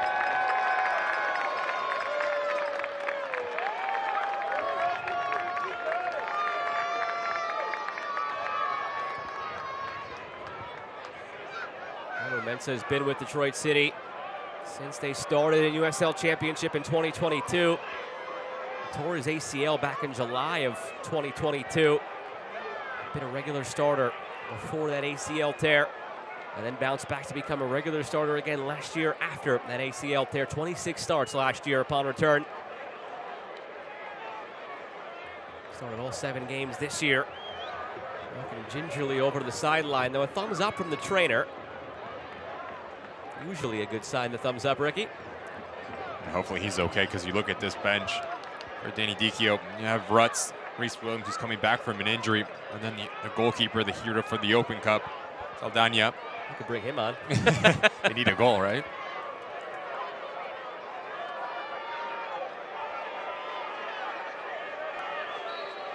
He had a great quote in the week afterwards. Carlos Saldana, the backup goalkeeper, he said, after letting in as many as I did, I felt I owed scoring one. Good self-awareness from the keeper.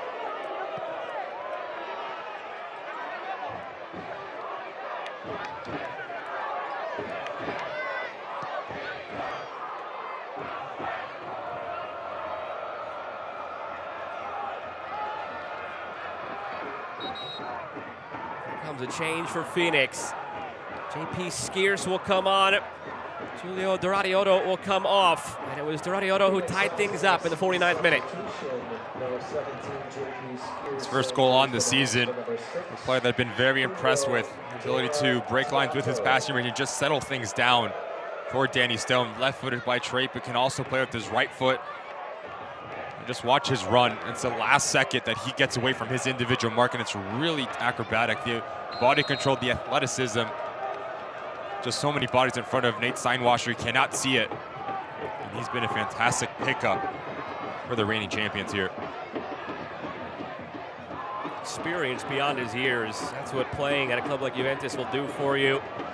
40 appearances between the U17s and the U19s. In his early days, he had a chance to train with the first team, and he pointed to some experiences he had on the training ground, observing Ronaldo, Dybala, Matuidi, some of the big names he got to practice alongside of and play with on the training grounds. It does wonders for a kid at the time, 15, 16 years of age, in his maturation process. As this year goes along, Doradiotto will continue to be a big factor for Phoenix. And this goes back to the conversation you and I were having earlier, Ricky, about the depth of the defensive midfield for Phoenix, because they were able to bring on Renzo Zambrano, their normal starter, one of the best in the league off the bench. They bring on JP Skeers, who each of the last 2 years was USL League One All-League first team. A lot of depth at that position. They don't really lose anything as they dip into their bench as the game goes along. Morel out, back for Gallardo. Fuenmayor serves it, looking for Gallardo, headed away by Carroll for a throw.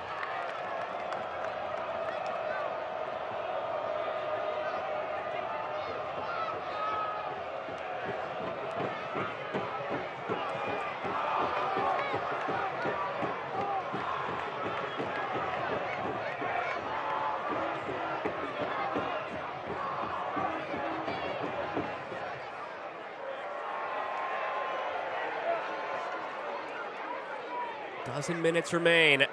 Morris scored 9 minutes in. Doradiotto 49 minutes in.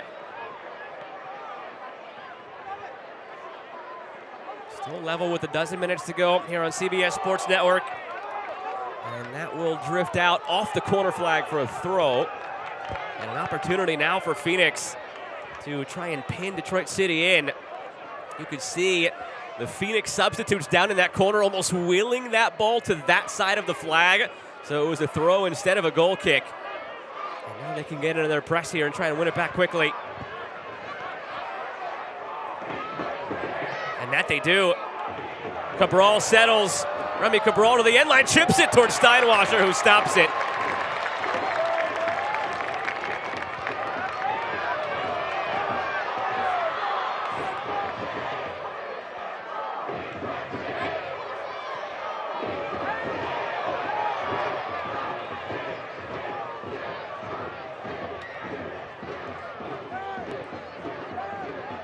Started with that pressure off that throw deep in their own zone. Momensa just misreads the flight of this ball. Really difficult angle to go back across. Steinwasser, easy save for keeper, that quality. Cabral's always in the right spot at the right time. Nice little turn. Job keeps it alive. Still Abdoulaye Job. It's blocked out for a corner. He's had a couple of those moments where he had no business retaining possession of the ball and did. He's had a really strong game. Job in the center of the park for Detroit City. Very comfortable on the ball, especially in tight spaces. throw that with his work rate, willing to cover ground. It's not one there. Nice little skill from Becerra. And out for a really dangerous corner kick here. Whipped in by Williams. Dealt with well by Cabral initially, but not cleared by Hernandez. Flag stays down as Carroll retrieved it. There were a couple of players who were offside. He wasn't one of them. Whipped in again by Williams. Diving header away by Fuenmayor. 10 to play plus stoppage time.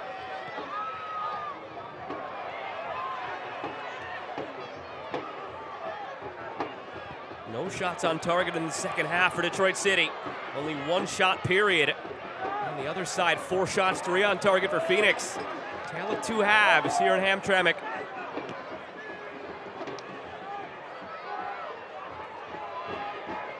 At this rate, a 1-1 finish would be maybe deserved by both sides, but is there a hero in it still?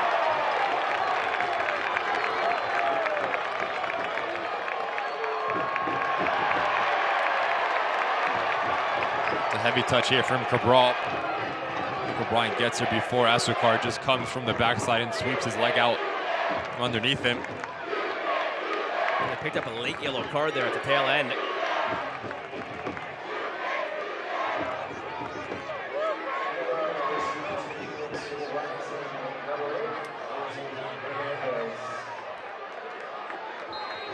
Pardon me, that yellow actually goes to Hernandez. Not for the foul on Asukar, but for Hernandez coming in afterwards and poking the ball away. And just see how this Phoenix Rising side is defending. Defending with 9 players, leaving Varela and Cabral higher up the field as the outlet. And trying to catch this high line for Detroit City, so you have to have the balance. Yes, you try to get that go-ahead goal, but you always want to be a +1 in your defensive structure. What I mean by +1 is always have one player more than the opposition. Your back 3 needs to stay at home.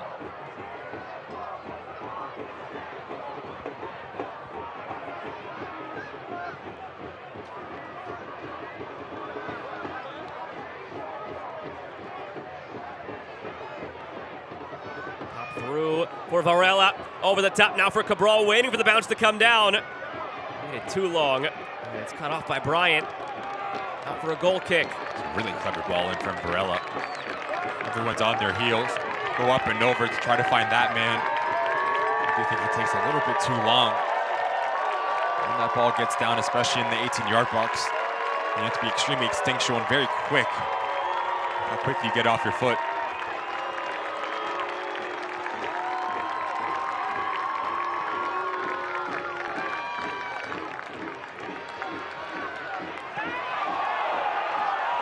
Williams will be the final change for Detroit City. Up and ready at the halfway line.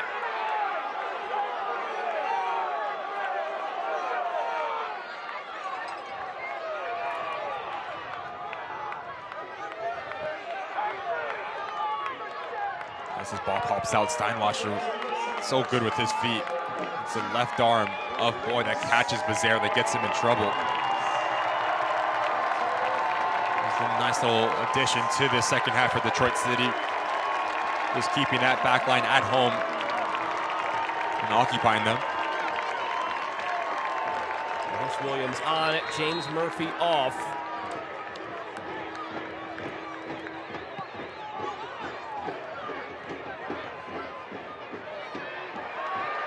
His first touch on the ball finds Rodriguez, the forgotten man in this game, Maxi Rodriguez. But all he needs is one moment. Rodriguez, Williams, Ryan Williams. Work back for Amu Mensah. Good to see Amu Mensah able to carry on after he was down holding that left leg for a little while.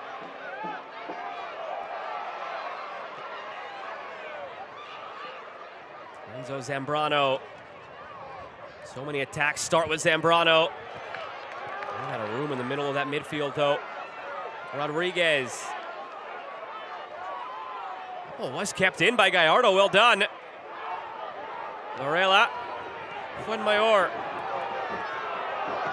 Gallardo down. Play continues. Taken off the chest by Asukar. Cabral came near side of the box. Ball went far side. And Steinwasser just has to get rid of it. Cabral was lurking. Now the play will stop. Gallardo's been down this entire time.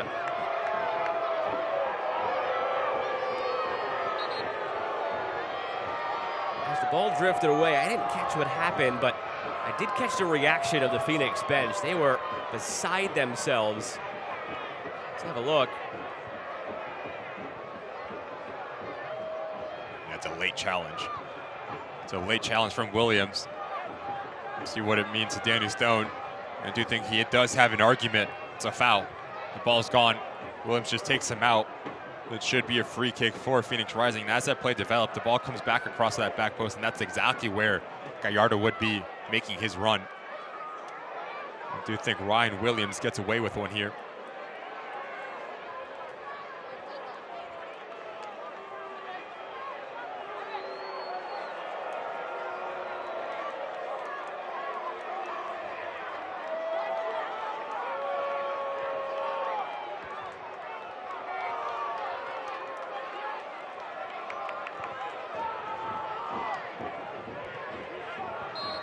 Everything right now just about even.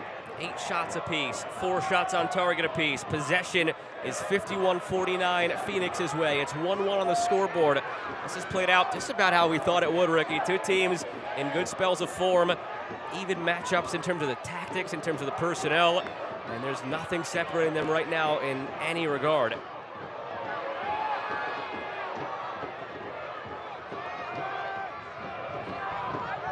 Take a special moment to be the difference. Zambrano for Gallardo. Gallardo back outside. Gallardo earns a corner. That's how they score the tying goal from this side. Although it was an in-swinger from Quaisho, who's been subbed off since. So too is the goal scorer, Doradioto. So if it's going to happen for Phoenix, it'll be a new combo. Gallardo's had a strong showing on this near side. A player that likes to play central, can also play 1v1. A little drop with the shoulder. Villanueva does just enough to put it out for a corner kick. And like you said, Joe, once again, fantastic opportunity for Phoenix Rising just to whip this ball in and cause chaos between the back line of Detroit City and Steinwasser.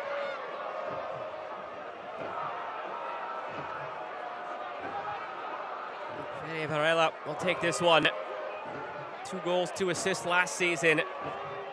His first year with Phoenix. Varela, not the best service. Rodriguez puts in a clean challenge to win it. Going back by Zambrano. Varela. Rodriguez starting to drop a bit deeper now to find the game a bit more. It's Cabral. Looking for support. Cabral holds on. And some traffic. Detroit City comes away with it. Cabral wins it back. Still Cabral going to ground a bit easily.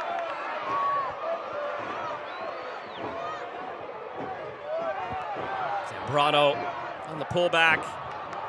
Hernandez in open space. 2.5 to go before stoppage. Zambrano. Lawrence White. Again, it's Gallardo. Active down this right side all day long. To our surprise, we expected him to be the number 9 today. Starting atop the line with Remy Cabral starting on the bench. Instead, it was Ryan Flood. And then when Cabral came out there, Gallardo stayed out wide on that right side. Pop Marboy going for a goal. It opened up for the center back.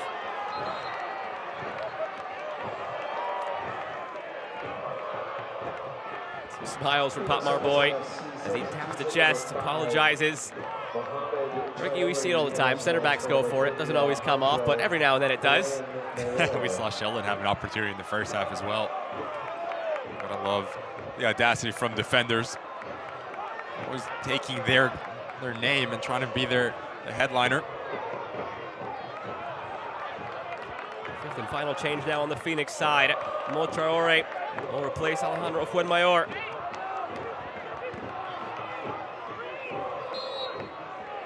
Seems like he brought some instruction with him from the sideline. As he came on, he was moving some different players in different positions. I wonder if Danny Stone is going for this. And that was the instruction carried out because they've been the better of the 2 sides in the late stages here. 90th minute here at Keyword Stadium. First bit of action on a full Saturday in USL Championship. Lawrence Wyke threads it through. It's Cabral past Steinwasser. Cabral goes for a goal, didn't matter. Flag came up.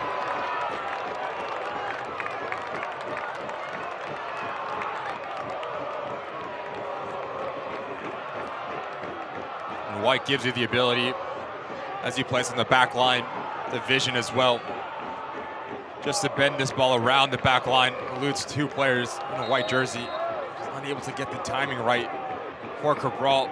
You just see his movement, where that he makes those runs down the channel, off the shoulder, off the blind side. It's a nightmare for any defender to keep a track of him. It's night and day from the first half, and no disrespect to Ryan Flood, who put in a solid shift as the operating number 9 on a day where they rotated some players with just 3 minutes tacked on here at the end. But it's night and day. Once Cabral has come on, there's been so much more danger through the middle, but not only through the middle, out wide, because he draws so much attention centrally. It's opening everything else up wide for Phoenix. And also go a step further as well. It's to understand the responsibility in the center of the park. You have one that's more attack-minded, one more defensive-minded. It's been Jose Hernandez to start that second half, and that really gave the freedom for Dorotioto to step higher. And then you create an overload, and by, like you said, Joe, requires so much attention in central locations. That opens up real estate for the wide parts of the field. Really good second half for the visitors here. They've been on the ball a little bit more and really taking this game to the home side.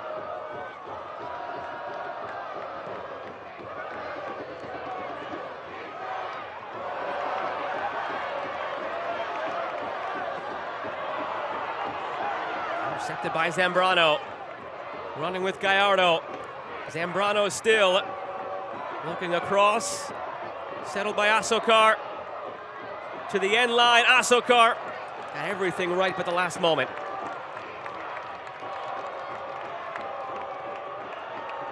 Fantastic recovery run from Jope. Carroll does just enough to delay him, and as he does that, it gives the ability for that center midfielder to come across, and now it's a 2v1 in favor of Detroit City. The only passing lane is for Asokar to go to the byline. Able to get it across the goal mouth. That won't show up on the stat sheet, but that's why Jope is just so important for Detroit City on both sides of the ball. The work rate, the unselfishness, the ability to dig down and do the dirty side of the game. Well, if this scoreline holds, both of these sides will have navigated this tough stretch of 3 matches in 8 days that they both had to endure without a loss. Both sides in the middle of this week got through an Open Cup. Last Saturday, both drew in league play and could wrap up with another draw. If you would have asked Danny Stone and Danny Dicchio if they would have taken a setup like this, I think they probably would have. Given the travel, given the circumstances, you take 2 points in league play with 2 draws. You take an advancement in Open Cup in the midweek. And that's unless there's one last twist in the tail here from the free kick. Putmar Boy misread it. Final 30 seconds, it's Traore. Launching it forward.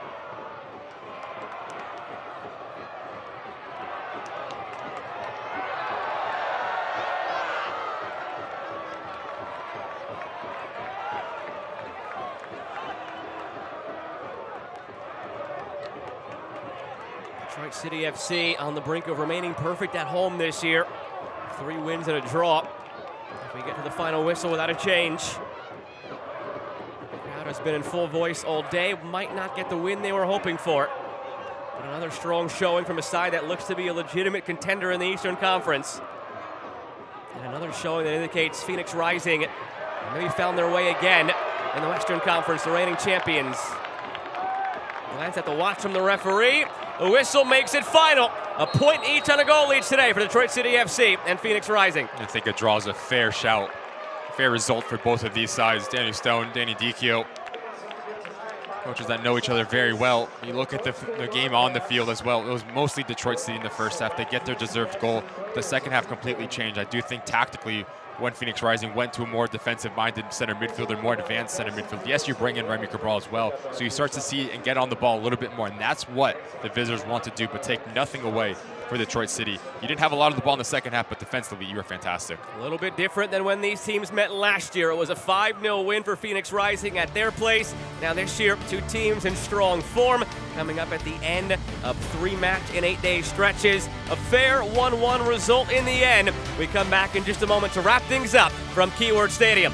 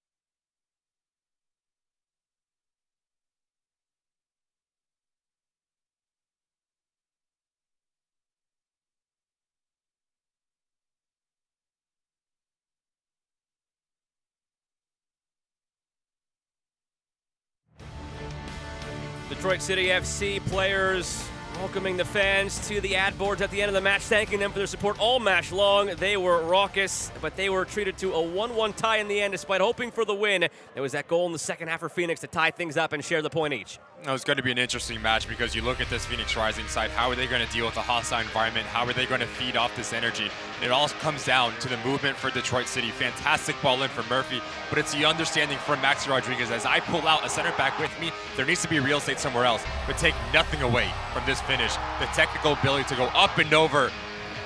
Not an easy technique, the audacity, the utter brilliance for Ben Morris. Home run for Detroit City. Probably going to be in contention, if not the goal of the week for USL Championship, and it was the first goal of the week here in the first game of the week. And then again, to start the second half for Phoenix Rising, set pieces, we knew they were always going to be an important piece. So much traffic, so many bodies in front of Steinwasser. The Rodioto was fantastic. He gets this game tied, and that's how we end 1-1. For my broadcast partner, Ricky Lopez, Espin, and our entire crew, I'm Joe Malva saying so long for now. It finishes 1-1 between Detroit City and Phoenix Rising. A happy early Mother's Day to all of you out there. This has been a presentation of CBS Sports Network, the 24-hour home of CBS Sports. Have a great day, everybody.